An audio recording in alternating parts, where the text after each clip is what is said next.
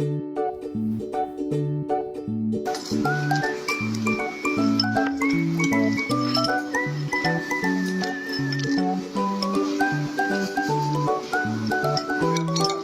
ขสันต์วันอาทิตย์นะคะพี่ๆ FC ทุกคน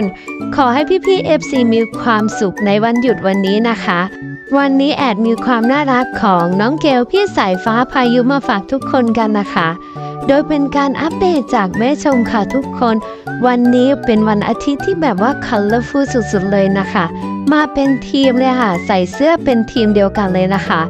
น่าจะเป็นคอลเลกชันใหม่ของแบรนด์สายฟ้าพายุนะคะงานนี้ก็เป็นเสื้อทีมจริงๆเลยล่ะค่ะแม่ชมก็ไม่พลาดนะคะก็ใส่เสื้อเหมือนกันเลยค่ะน่ารักและสดใสมากๆนะคะ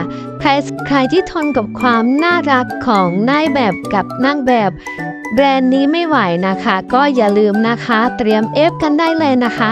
ในแบรนด์สายฟ้าพายุค่ะสำหรับคอลเลกชันนี้นะคะอยากจะบอกว่า colorful และสดใสมากๆจริงๆค่ะนอกจากนี้นะคะแม่ชมยังได้มาอัปเดตโมเมนต์สุดน่ารักที่น้องเกลกับแม่ชมได้ไปกินชาบูด้วยกันนะคะอยากบอกว่าการรีวิวการกินชาบูของน้องเกลเนี่ยก็ไม่ทำให้ผิดหวังเช่นเคยค่ะ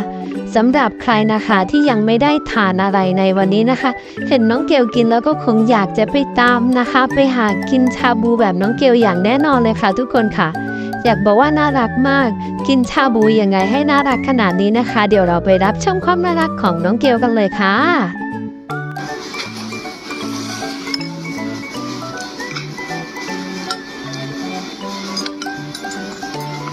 ไม่มีข้าวเลยไหม